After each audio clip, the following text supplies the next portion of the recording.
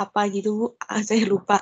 Itu seorang anak bisa melaporkan orang tuanya hanya perkara warisan, berarti anak itu hanya mementingkan dirinya sendiri. Nah, ketika anak itu nggak mendapatkan warisannya, bisa memberontak lalu sampai bisa mempidanakan orang tua tersebut. Hanya saja banyak yang meminta para hakim dan jaksa bisa mempertimbangkan kasus ini lebih lanjut lagi, Bu. Dan ternyata masih banyak juga kasus-kasus anak yang mempidanakan orang tuanya karena warisannya tidak diberikan atau mungkin banyak anak juga yang sudah memaksa orang tuanya untuk bisa memberikan harta warisannya, padahal orang tuanya belum meninggal gitu, Bu.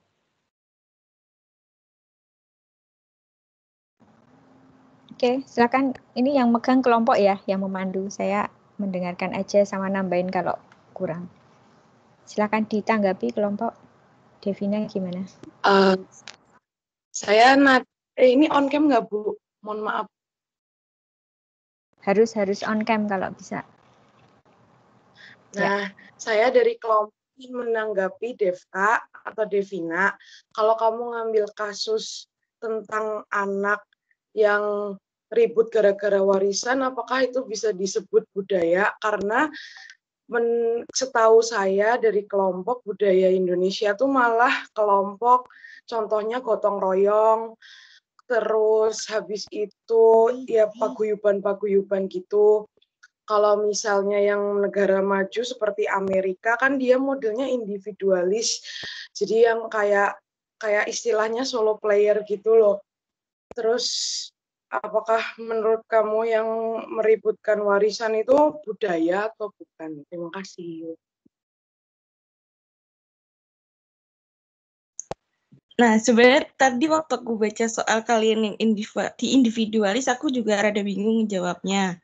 Cuman menurut aku individualis itu lebih ke apa ya?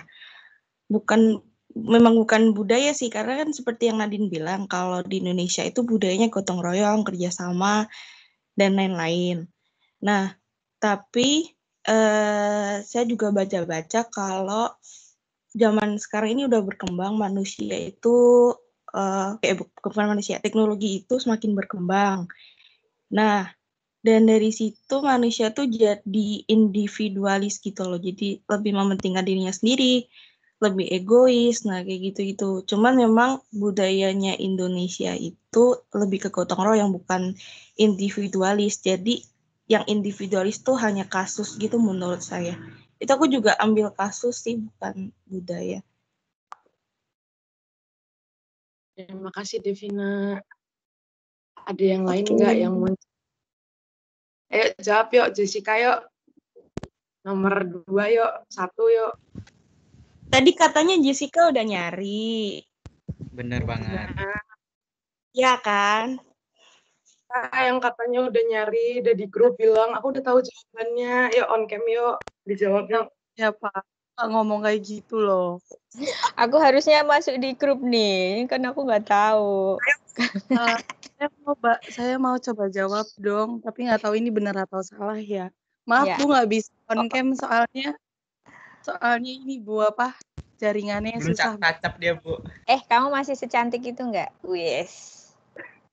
Enggak Kan Bu. Enggak. Oke. Alis Bu. Mau bantu jawab ya. Bentar. Aduh. Pertanyaannya kan terdapat banyak elemen yang tergabung untuk membentuk budaya. Sebutkan elemen budaya yang kalian ketahui dan jelaskan. Nah, yang saya ketahui pertama tuh elemen budaya itu bahasa. Karena menurut saya bahasa itu bagian terpenting dari sebuah budaya. Kalau seumpama nggak ada bahasa di dalam suatu wilayah atau dalam suatu kebudayaan, pasti kan mereka nggak bisa yang namanya berkomunikasi satu dengan yang lain. Tuh, karena menurut saya itu bagian yang paling penting untuk memenuhi kebutuhan mereka masing-masing karena pada dasarnya manusia itu adalah makhluk sosial. Yang kedua tuh norma.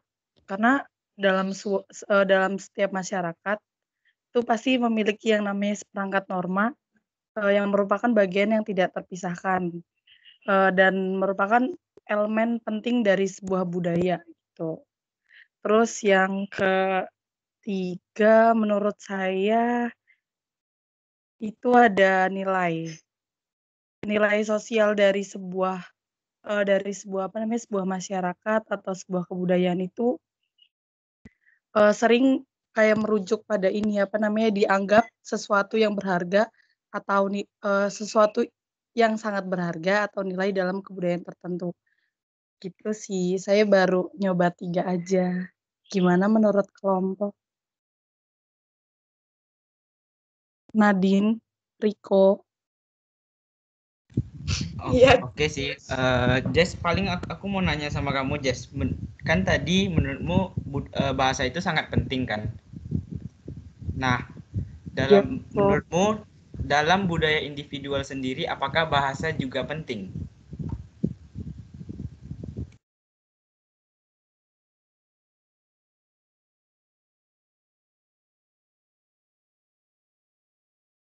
Bentar ya Riko, saya mikir dulu. Oh iya, nggak apa-apa.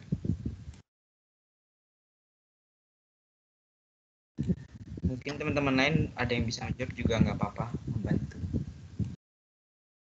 Kalau aku mikir sih bahasa itu penting. Halo?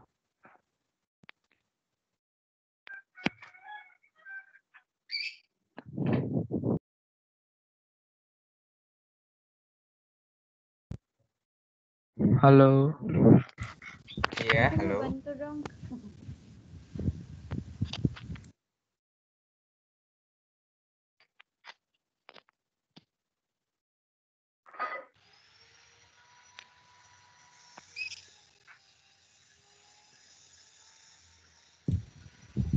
Iya, Fitri, silakan. Kalau menurut aku kan tadi kata Riko, kalau individual apakah bahasa itu penting? Menurut saya bahasa itu penting. Kenapa? Soalnya dari karakter individual itu nggak mungkin dia nggak hidup secara bersosial gitu. Pastinya dia membutuhkan kayak pengetahuan, tambahan-tambahan kayak apa ya, berinteraksi juga sama orang lain. Nggak hanya sendiri gitu. Jadi dia juga butuh yang namanya bahasa gitu. Makasih. Oke, terima kasih Fitri.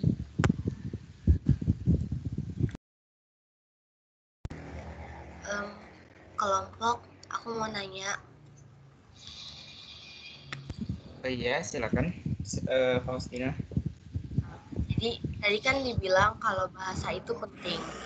Nah, dalam beberapa budaya di Indonesia, contoh yang saya ambil itu di Papua. Nah, di sini kan dalam satu kampung itu bisa terdapat berbagai bahasa daerah yang memang dari daerah Papua juga, tapi itu sangat beragam. Bagaimana pendapat kelompok tentang hal itu? Karena kalau dibilang bahasa itu penting harusnya ada suatu kesatuan bahasa, tapi apabila dalam satu kampung itu terdapat banyak bahasa, bagaimana penyelesaiannya? Terima kasih.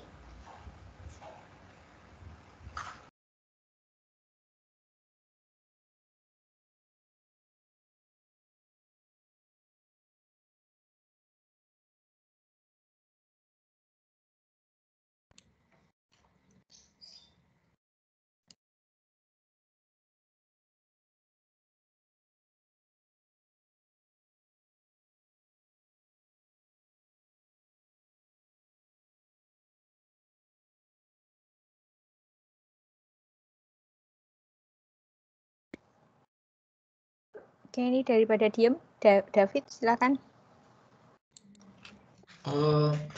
Mau membantu jawab dari kelompok pertanyaannya Faustina tadi ya. Jadi kalau di suatu daerah itu terdapat banyak bahasa, mungkin kan permasalahannya gimana cara komunikasiinnya kan, cara komunikasinya. Ya emang jalan salah satunya, kita kan tinggal di Indonesia ya, bahasa pemersatunya pakai bahasa Indonesia. Ya itu salah satu caranya untuk mempersatukan sih. Cuma itu aja sih. Terima kasih. benar kata David, yang dimana setiap negara atau wilayah itu pasti ada bahasa utama. Kayak contohnya bahasa internasional, bisa aja seperti bahasa Inggris, begitu. Boleh kasih pertanyaan lanjutan? Boleh, silakan.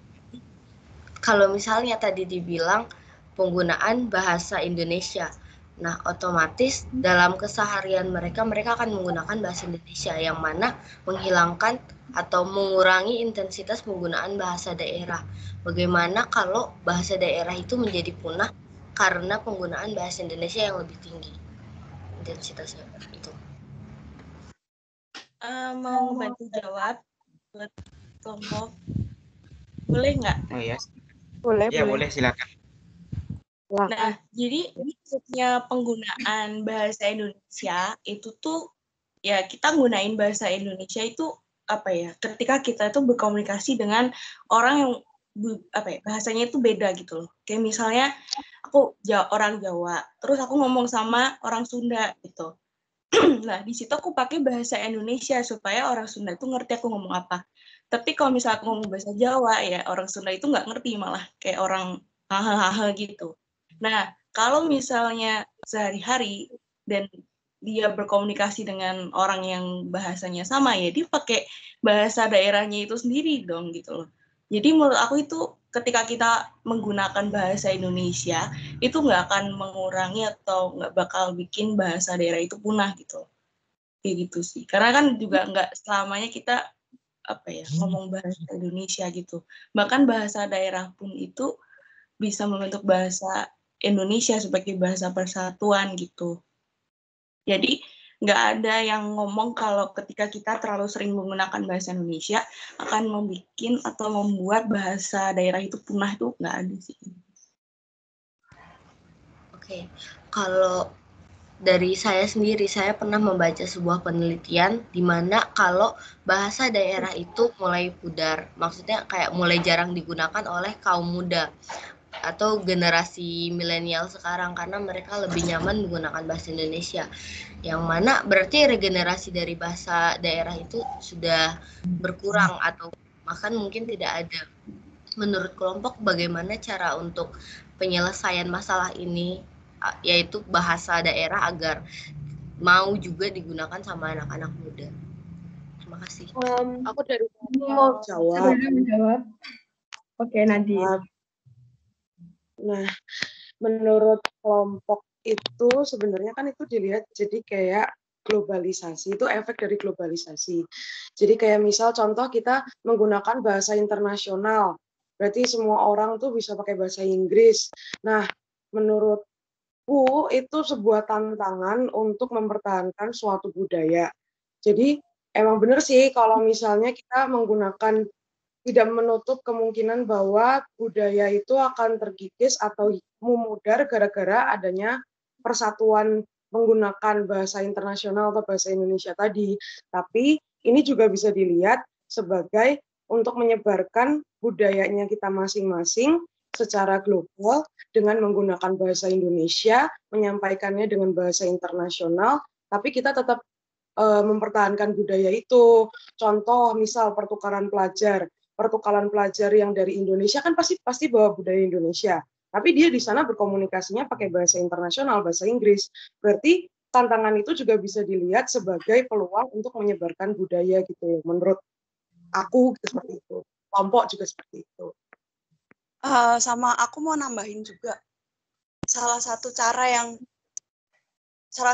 dari pemerintah juga untuk melestarikan bahasa daerah itu dengan satu, kan kita udah tahu ada kurikulum di pendidikan yang mana itu juga melestarikan bahasa daerah. Kayak misalkan di Jogja sendiri itu dari SD sampai SMA ada pelajaran yang namanya bahasa Jawa.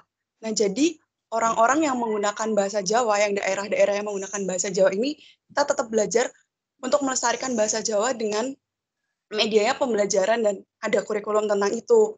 Dan juga di daerah Jawa Barat sendiri juga ada kan bahasa daerah di sana gitu. Jadi walaupun kita menggunakan bahasa Indonesia, tapi bahasa daerah itu tetap nggak bakalan luntur karena kita juga di sekolah belajar bahasa itu gitu. Kalau menurut kelompok. Kayak gitu. Terima kasih. Oke, terima kasih.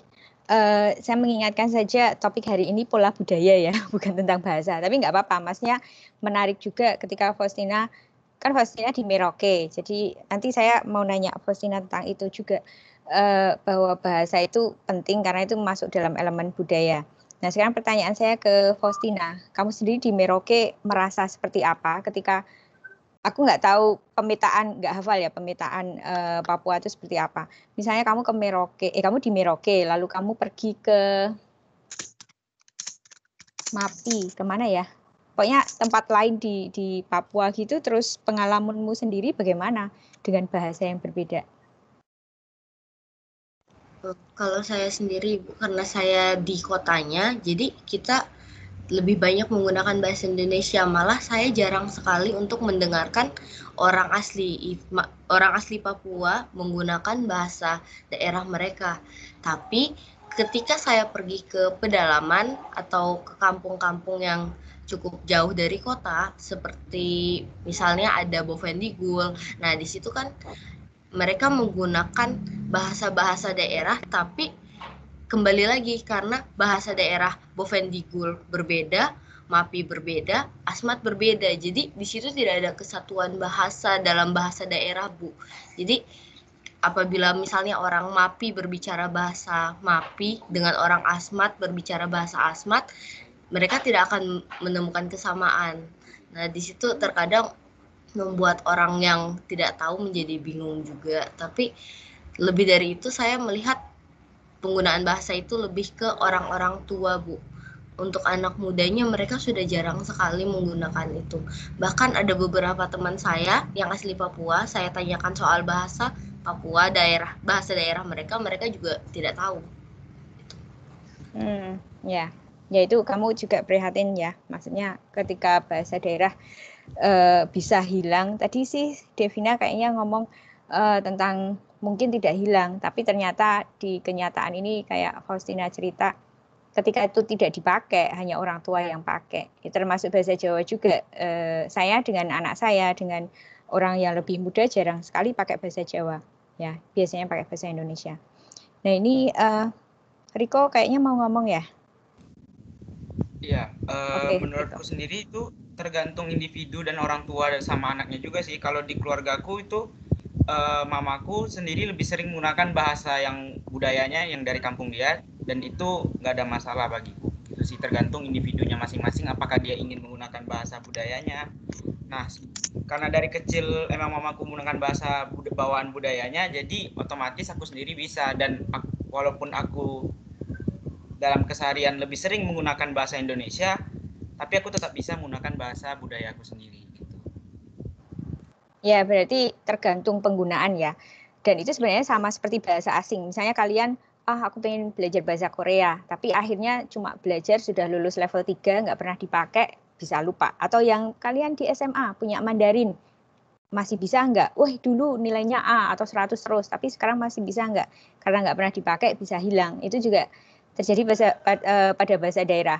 Ini saya cerita sedikit aja tentang keponakan saya. Jadi saya punya keponakan yang pakai bahasa Jawa halus banget keseharian.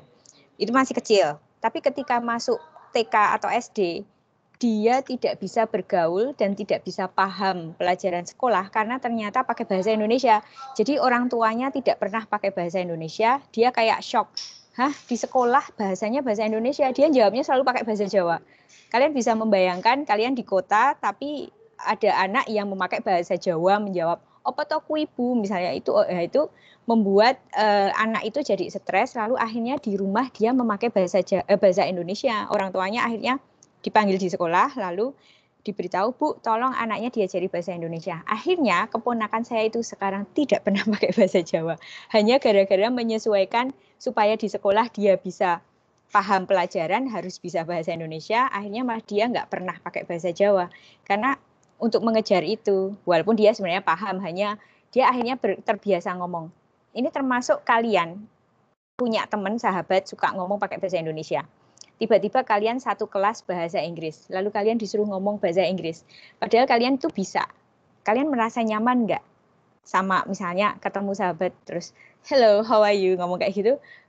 kita biasanya ngomong apa kabar gitu ya, terus sekarang ngomong how are you itu rasanya krik-krik gimana, kayak cringy gitu. Itu juga mempengaruhi ketika kita pemakaian. Jadi sebenarnya elemen bahasa itu tidak hanya ke pemakaian penggunaan, tapi juga relasi kita sama orang itu. Aku biasanya ngomong sama dia itu pakai bahasa Indonesia, sekarang pakai bahasa Inggris kayak aneh. Itu sih tentang bahasa. Nah, menarik sekali sih, tapi saya harus mengembalikan ke topik, yaitu tentang pola budaya. Sudah saya tulis di situ chat ya. Ini tadi ada yang resen, tapi sebentar ya, saya ngomong dulu. Sudah saya tulis di chat bahwa silahkan aja dicek di chat itu bahwa yang topik utama kita itu ada 5 pasangan dimensi nilai Hofstede ya bacanya. 1 sampai 5 yaitu individualisme dengan kolektivisme lawannya, penghindaran harusnya ini ya di PowerPoint saya benarkan, penghindaran ketidakpastian tinggi atau rendah, pengaruh kekuasaan tinggi lawannya rendah, lalu maskulin lawannya feminin ya bukan feminim. Kemudian yang kelima orientasi jangka panjang atau pendek. Nah, dari kelima itu ada yang mau kasih contoh atau bertanya karena tidak paham, silahkan nanti kelompok bisa. Oke, Rukin. Saya ingin bertanya kepada kelompok, Bu. Kelompok. Ya, silakan. Bagaimana atau pernah tidak kelompok melihat atau menemukan pola budaya maskulin di lingkungan sekitar? Bagaimana pengalamannya? Terima kasih.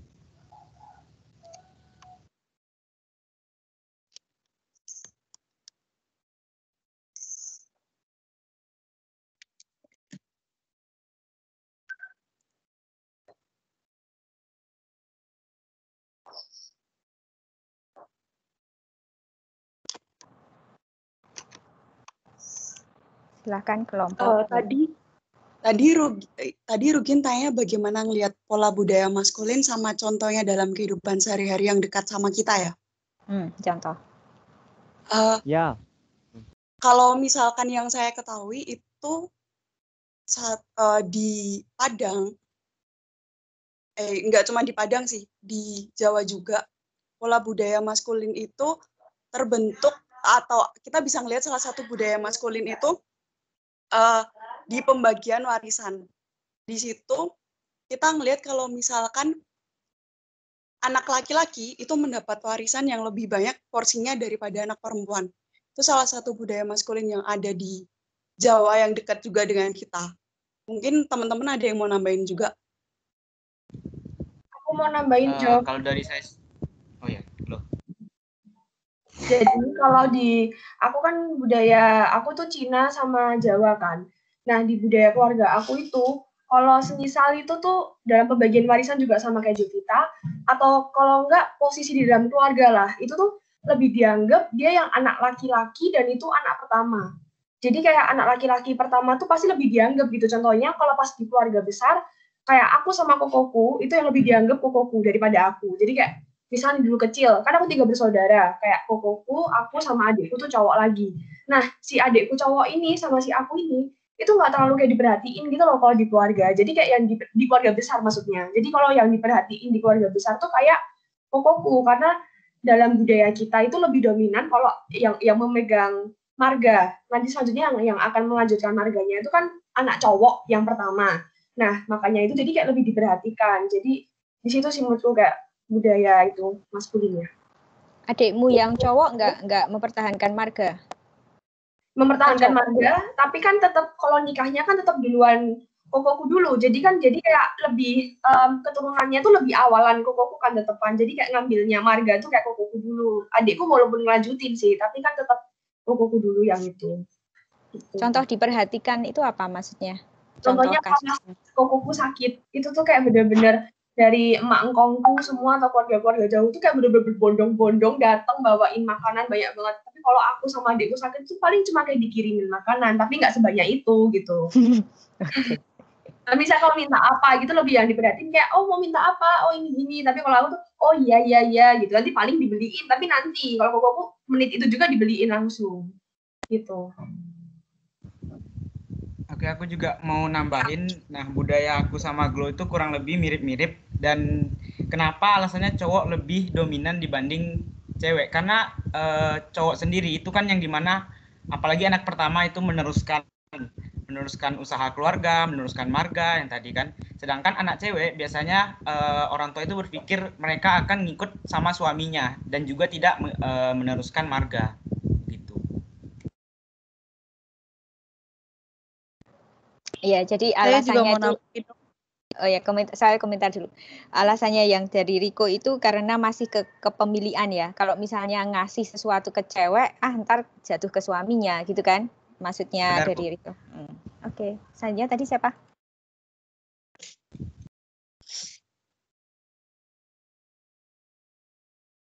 Saya mau nambahin, Bu. Ya. Saya kan juga Siapa sih? Jessica. Oh, Jessica, Bu. Ya. Mau nambahin, saya kan berasal dari budaya Batak ya. Sama seperti kayak Gloria tadi, kalau di orang Batak tuh laki-laki lebih kayak dikasih benar-benar dikasih lebih lah dari sama orang tua, karena pertama dia sebagai penerus marga.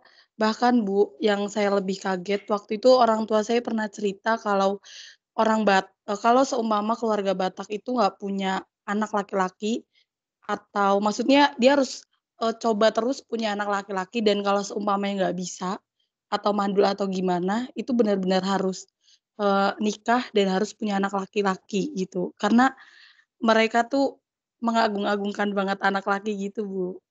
Gitu sih tambahannya. Oke, ini tadi ada siapa? Rina apa ya? Yang raise hand.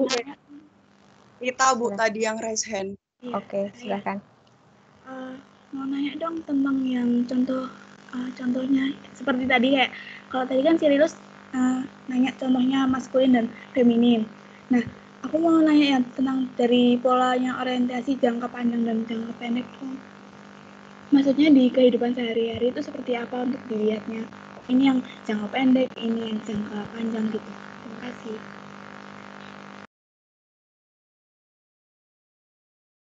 Ya, aku dari kelompok mau menjelasin ya. Sebentar. Jadi, kalau orientasi jangka panjang itu kan preferensi untuk membahas kebijakan yang benefitnya akan didapatkan di masa depan. Berarti dia lebih memandang ke masa depan. Tapi kalau orientasi jangka pendek, dia bercermin dari masa lalu atau sejarah dan lebih memperhatikan penghormatan terhadap tradisi. Nah, menurut penangkapan kelompok kami, kalau nggak salah, itu yang orientasi jangka pendek tuh contohnya kayak budaya di Bali, sama yang dia tiap pagi masih memberi sesajen dan lain sebagainya. Nah, terus kalau misalnya yang orientasi jangka panjang tuh lebih memikirkan budaya yang nanti benefitnya akan dilihat di masa depan. Jadi lebih ke modern gitu loh. Kalau jangka pendek tuh yang masih memperhatikan penghormatan terhadap nenek moyang dan tradisi. Menurut kelompok seperti itu. Maksudnya yang Bali hubungannya sama pendek tadi apa ya? Tradisi apa? Kenapa itu jangka pendek? Bukan hanya. Ini Bu, tadi tiap pagi mereka masih, jadi tiap hari itu dia masih bikin sesajen tuh loh Bu, yang kalau nggak salah itu pagi sama sore. Jadi diberikan di depan rumah untuk sebagai ini tanda penghormatan, sama emang tradisinya mereka seperti itu. Iya, tapi kenapa itu disebut orientasi jangka pendek? Pendeknya di mana? Ada, maksudnya maknanya itu apa? Kan itu cuma kita taunya dia ngasih pagi sama sore. Lalu apa? Itu tradisi, iya itu tradisi. Tapi maknanya apa kok itu disebut pendek? Kok nggak panjang? Maknanya. Tahu nggak? Ada orang Bali di sini? Bisa jelasin? Oke. Saya Bali, Bu. Ya, bisa ngasih makna nggak? Maksudnya kenapa itu disebut pendek? Atau malah mungkin kamu merasa itu sebenarnya orientasi jangka panjang. Kalau misalkan yang di pengertian ini kan dibilang itu tradisi ya. Memang kalau itu tradisi artinya maknanya itu kita memberikan kayak persembahan kepada apa namanya leluhur, kayak leluhur kita yang menjaga atau yang menjaga rumah kita di pagi hari terus yang sore hari gitu Bu ya. Tapi kalau ini masalah jangka pendek sama jangka panjang, ini yang saya baca di sini tuh yang pendek kan bercermin dari kebijakan masa lalu, memperhatikan penghormatan tradisi gitu. Tapi kalau jangka panjangnya tuh Bu, semisal ini kadang-kadang sih Bu ya ada apa namanya, kadang-kadang kalau misalkan kita nggak melakukan itu, tapi nggak semua orang sih di Bali gitu. Kadang-kadang kita kalau nggak melakukan itu kita mungkin bisa terkena ya ada musibah gitu Bu. Ada petanda kalau kita tuh kayak disuruh nanti kenapa kok nggak mempersembahkan ini gitu misalkan. Ya kayak kita ada dikasih cobaan lah gitu Bu. Jadi jangka panjangnya tuh nanti kita belum jadinya bisa gitu Bu.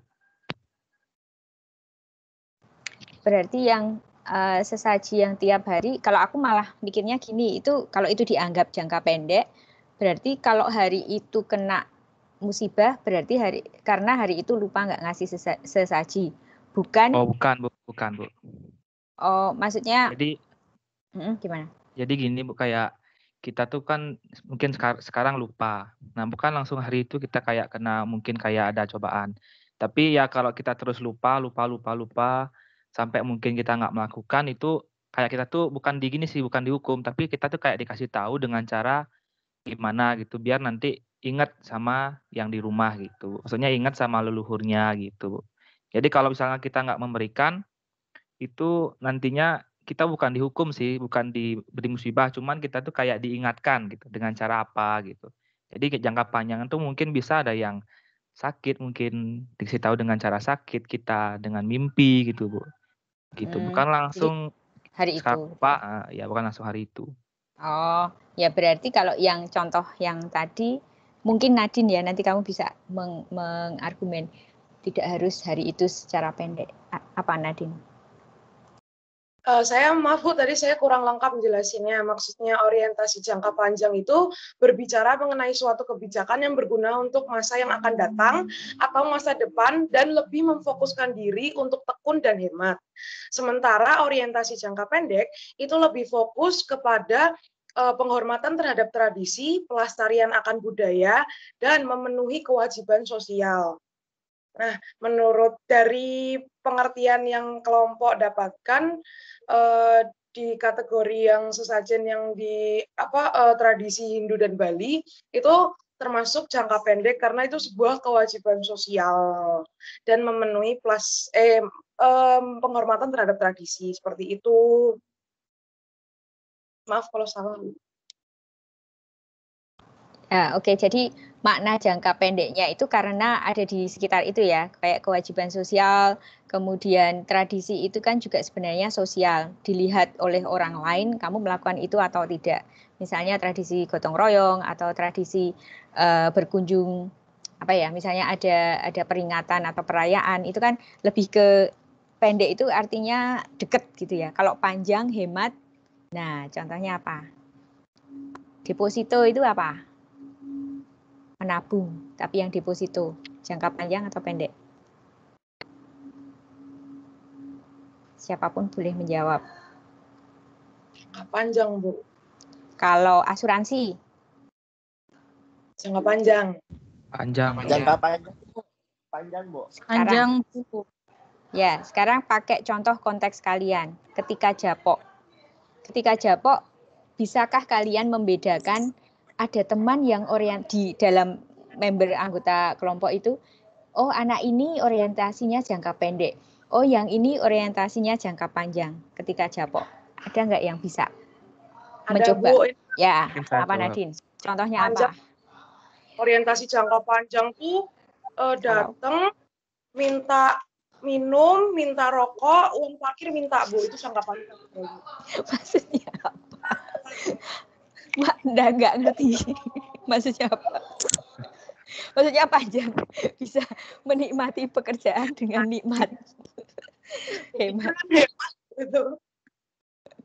Kalau aku kamu kayaknya mau ngomong. Kalau saya gini Bu, kalau jangka pendek itu dia tuh ngerjain tugas biar tugasnya itu selesai aja. tapi dia nggak memahami gitu Bu. Kalau jangka panjang itu dia harus paham, jadi nanti kalau di ke depan hari dia ada lihat itu lagi, jadi dia paham, nggak perlu lagi ya mungkin sibuk baca gitu Bu. Tapi yang ini yang jangka pendek itu dia tuh cuman baca terus masukin tapi tanpa memahami apa isinya gitu Bu, mungkin tugasnya. Oh, pokoknya segera selesai aja. Kalau yang jangka panjang melihat pendalamannya ya. Oke, Ya itu gitu. bisa. Ada yang lain lagi tentang Japok? Tentang ada tugas gitu, terus ada yang memutuskan A, ada yang memutuskan B. Nah, itu bedanya yang jangka panjang sama jangka pendek. Nyerah. Jadi gini, kalau orientasi jangka pendek, itu ngerjainnya, itu deadline-nya kapan sih? Senin. Kita minggu aja ngerjainnya, itu jangka pendek. Tapi kalau orientasi jangka panjang, ketika hari ini dikasih tugas, deadline-nya seminggu lagi, hari ini dia sudah, kapan sih kita akan ketemu, nanti pembagiannya apa ya, kamu nanti kan ada 5 bab, ini 5 orang, kamu 1 ini ya, 2 ini ya, kita ketemu lagi kapan, ngumpulinnya kapan, jadi dia sudah punya perencanaan sangat detail, padahal itu masih jauh, ya, dari sekarang itu dia sudah merencanakan, tapi kalau yang jangka pendek, deadline-nya kapan sih, udah nanti waktu deadline aja, kayak gitu, itu salah satu contoh, yang punya Agung itu juga. Semoga paham ya. Jadi nanti ketika memaknai kayak sesaji yang tiap hari itu tinggal memaknainya apa sih hubungannya pendek atau panjangnya. Oke, ada yang mau nanya lagi? Ini dari pasangan-pasangan itu minimal gini, caranya kamu udah tahu paham atau enggak adalah nyoba ngasih contoh. Kalau tidak yakin contohnya benar atau salah, tanya aja.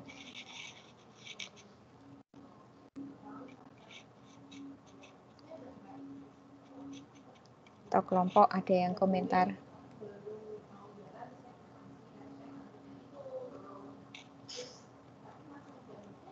Terus saya buat begini ya.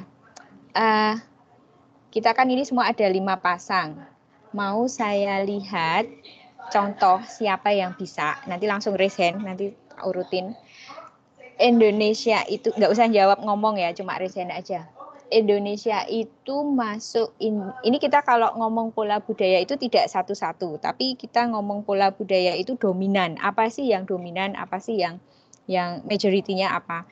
Nah, kalau Indonesia itu individualisme atau kolektivisme? Resen aja. Oke, Agung. Kolektivisme. Diem. Resen aja. Diem. Udah dijawab sama Fitri, Bu. Iya, Bu. Tapi saya mikir emang kolektivisme, Bu. Kolektivisme. Ya. Kenapa contohnya? Karena kita tuh punya budaya Indonesia tuh gotong royong gitu, Bu. Jadi kita tuh kayak ya kerjasama untuk ya membantu tetangga mungkin yang kesusahan gitu. Pokoknya ada budaya gotong royong gitu, Bu. Itu menandakan bahwa kita tuh kolektivisme gitu. Oke, kolektivisme itu maksudnya kolektif ya, maksudnya orang banyak. Jadi gotong royong kan nggak mungkin sendirian. Jadi kata kuncinya apa sih kolektivisme? Kolektif banyak. Oh, gotong royong itu nggak mungkin sendirian. Aku baru gotong royong, dia sendirian nggak mungkin. Ada yang ngasih contoh lain yang tadi jawab kolektif? Atau ada yang ngomong individualis? Aku tuh siapa? Oke, Fitri. Fitri, Bu. Ya. Contohnya misalnya kayak saat kayak ada perkumpulan gitu, Bu. Misalnya kayak di kelas, kan orangnya lebih pada sukanya itu kerja kelompok daripada individual. Soalnya lebih teringankan aja bebannya gitu, Bu. Jadi bisa dibagi gitu. Bukannya itu emang tugas kelompok? Aku nggak paham. Tapi maksudnya Indonesia itu lebih memilih kayak budaya yang berkelompok daripada individualisme sendiri-sendiri gitu. Jadi kayak kalau disuruh pilih individu, tugas individu atau kelompok, mereka lebih suka yang kelompok gitu. Oh, ya itu benar itu. Yang maksudnya ketika harus memilih, dia memilih itu. Oke. Ya. Nadine, apa? Thank you. Saya, Bu, itu budaya ronda, Bu. Di Amerika nggak ada sih, Bu, ronda karena dia individualisme, Bu. Jadi ronda itu di Indonesia, Bu. Jadi setahu saya Indonesia tuh kayak solidaritasnya kuat gitu, Bu. Jadi kayak terus Amerika, Australia itu ada ronda, cuma bahasa Inggrisnya bukan ronda ya, night watch. Hanya aja memang tidak kumpul-kumpul sih. Night watch itu ya hanya berdua-dua keliling, tapi gantian. Memang ada, hanya bedanya ya benar sih kamu kayak hanya saja kamu perlu ngomong bukan rondanya, tapi perlu ngomong tentang sebentar ya, ini baru berisik.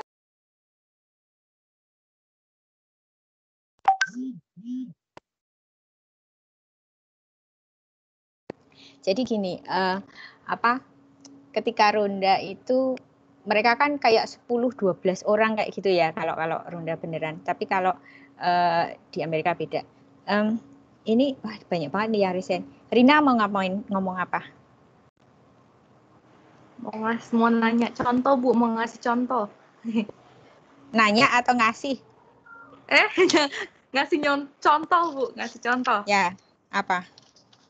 Misalnya kayak kekeluargaan gitu Bu. Misalnya kan kayak ada, kalau saya dulu tuh di Kalimantan, kalau lagi ada acara Idul Fitri apa sih namanya, Lebaran gitu loh Bu. Jadi kayak tetangga tuh ngasih makanan ke rumah. Nanti kalau misalnya saya yang Natalan, saya ngasih makanan ke tetangga gitu loh Bu. Kayak suka berbagi sama tetangga gitu loh Bu. Jadi menganggap eksistensi semua ada ya, banyak. Kolektif itu lebih ke banyak ikatan, banyak. Kemudian Riko mau ngomong? Atau Sania dulu ya? Sania dulu ya, nanti kamu biar gantian. Sania belum ngomong. Apa San? Saya mau tanya sih Bu, kalau budaya tilik itu juga termasuk kolektivisme nggak Bu? Kan dia kayak menjenguk secara kelompok gitu. Nah, menurutmu? Daripada kita menjawab, seperti menurutmu? masuk. Ya, karena alasannya apa? Kata kuncinya? Kelompok Bu, secara berkelompok. Dia mementingkan kelompok daripada individu.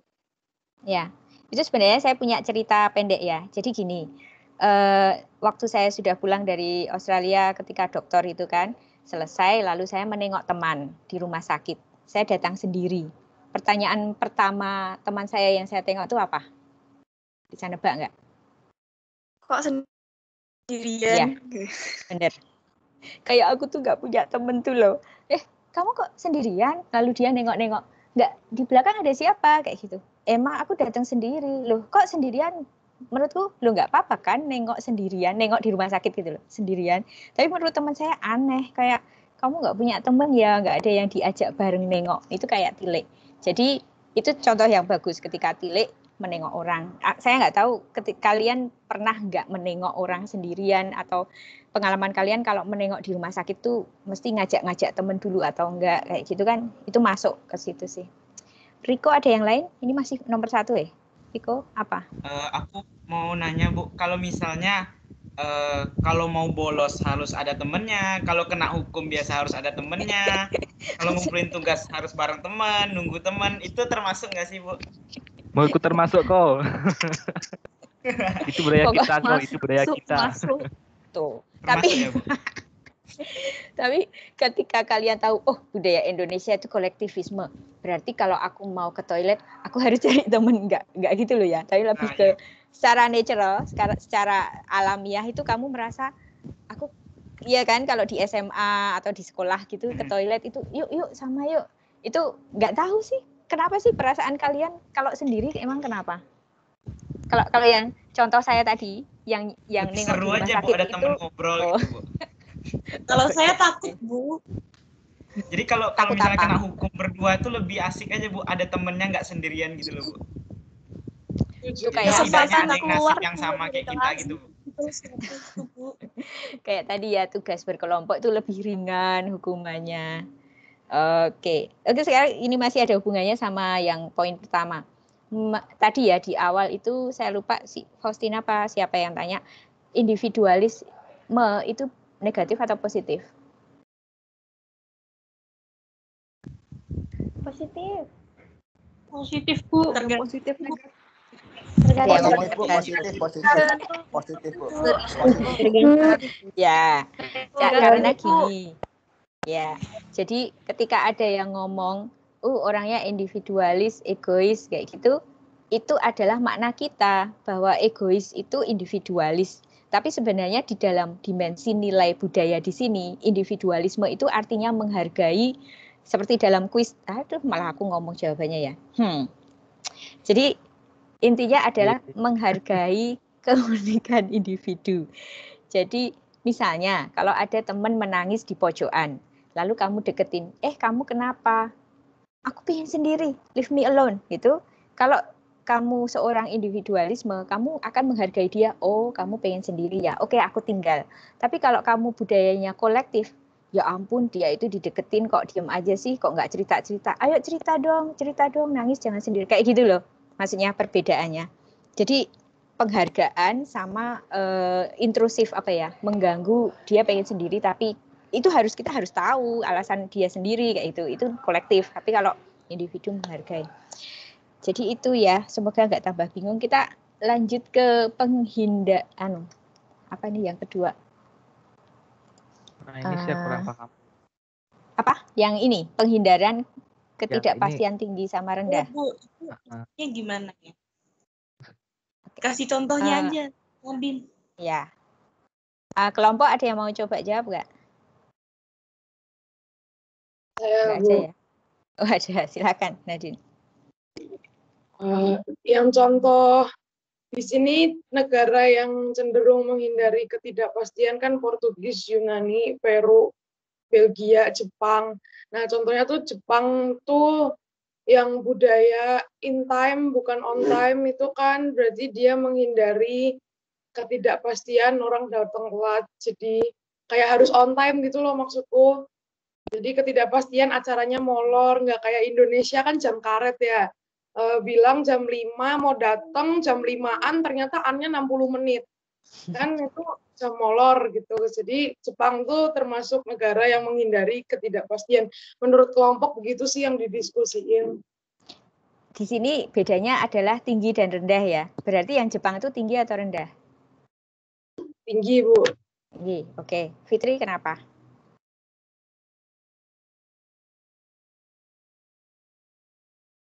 Masih mute. Enggak, Bu. Maaf, Bu. Enggak. Aku cuma enggak. kayak gini aja tadi, Bu. Mau bersin. Soalnya itu masih raise hand. Diturunin aja. Bu. Siapa? Apa Putu? Agung.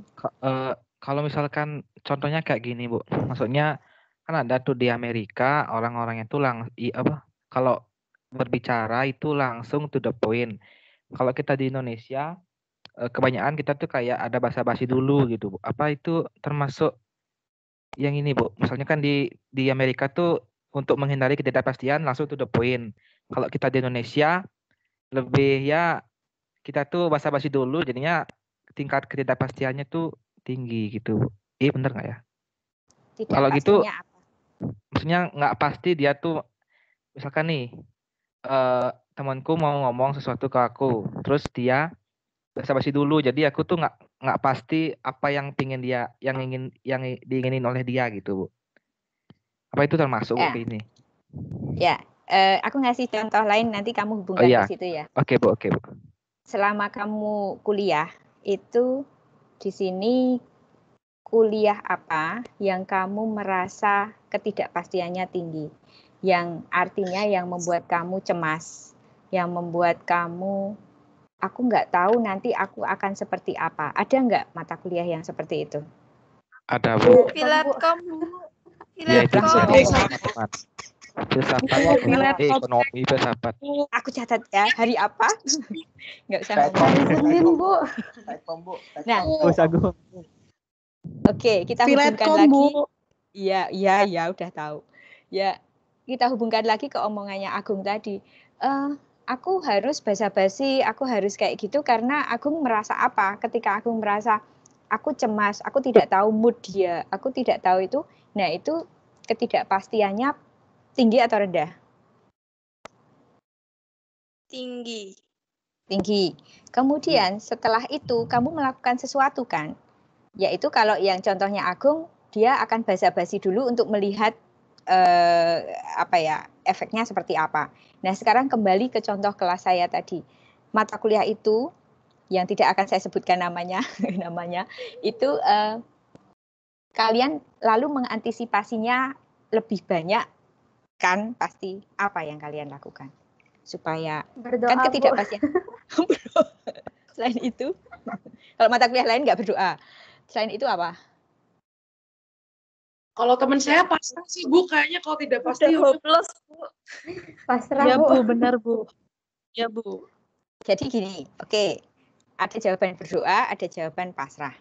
Nah, jadi gini, kamu jangan terlalu kaku masalah nilai-nilai ini ya. Yang penting alasannya. Untuk temanmu yang kelompok pasrah, itu berarti penghindaran ketidakpastiannya rendah. Pasrah itu artinya, dosennya bikin cemas. Iya sih, bikin cemas. Tapi aku pasrah aja, cuek aja, datang terlambat, nggak apa-apa, kehilangan presensi, nggak apa-apa, nggak bisa jawab, dimarahin, nggak apa-apa. Ketika dia bilang nggak apa-apa, dia tidak terlalu cemas, itu dia rendah, dia lebih santai. Tapi ketika ada yang berdoa, kemudian alarmnya banyak banget, kemudian aku nanti diingetin ya, jadi dia melakukan banyak hal untuk itu namanya ketidakpastian tinggi. Kayak yang Jepang tadi loh, harus on time, maka supaya acaranya bagus. Tapi kalau yang Indonesia yang dianggap karet itu kan berarti datang nanti, jadi kayak pasrah gitu, datang nanti aja tetap nggak telat kok, itu yang rendah. Sudah paham belum? Rugi nggak? Ya Bu, sudah Bu, sudah. Udah ya? Paham Bu. Sudah Bu, udah paham. Sudah Bu, Oke. paham banget Bu. Makasih Bu. Paham Ya, Bu. malah sekalian curhat. Lalu sekarang yang 3, pengaruh kekuasaan tinggi atau rendah. Sekarang pertanyaan saya, di kelas ini pengaruh kekuasaannya tinggi atau rendah? Jawab. Dengan aku ngomong hayo jawab gitu malah kelihatan ya. Rendah kah? Rendah atau tinggi? Rendah Bu. Rendah, Kenapa? Bu, rendah. Sekarang alasannya. Yang benar adalah yang saya lihat alasannya. Kenapa rendah? Karena lebih humanis Bu. Iya, Bu, kita menganggap di sini semua setara, sama Bu. Bu. Berbaur. Iya Bu, semua Nggak ada sama yang Bu. Karena Saling mengingatkan satu sama lain Bu. Dosennya humanis. Oke, kamu ngomong humanis itu artinya apa? Pokoknya semua harus pakai makna. Artinya apa humanis tuh? Maksudnya? Tahu dan ya benar. Ayo Bu. Dan. Yo, Dani.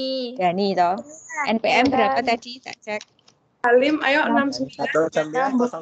1909-6936. Iya, aku tahu, aku punya catatannya ya. Kenapa? Iya Bu. Kenapa Karena humanis? dosennya lebih memberikan ruang diskusi kepada mahasiswanya Bu. Tidak menentukan topiknya apa, terserah kita mau bahas apa aja. Ya, betul. Jadi ketika bahwa ini Fitri kok spotlight terus, siapa ya yang spotlight? Dia side screen Bu. Oh, side screen. Ya, jadi gitu. Memang ketika pengaruh kekuasaannya semuanya sama, itu berarti rendah. Jadi saya sendiri pengen kalian lebih banyak ngomong daripada saya gitu. Ketika misalnya ada kelas yang diem, ya akhirnya saya dominan. Tapi ketika dosen itu dominan lalu mahasiswa bertanya aja takut, ngomong aja nggak sempet, itu berarti kekuasaannya tinggi. Itu contoh aja sih. Lanjut ya. Ini udah 1 jam nggak apa-apa ya. Cuma tinggal 2. Maskulin sama feminin. Indonesia itu maskulin atau feminin? Maskulin. Kenapa? Karena biasanya Aku Bu. banyak yang Apa ngikut. Fitri? Karena misalnya sering sih terjadi kayak cowok itu kerjanya lebih bagus daripada cewek, jadi dia lebih dipercayakan jadi kayak ketua gitu daripada yang cewek gitu. Rata-rata sih gitu. Kayak dilihat lebih kuat gitu, lebih mampu daripada cewek. Padahal yang di HMP Skom itu cewek semua ya? Cewek, iya Bu. Berarti udah ada perubahan ya?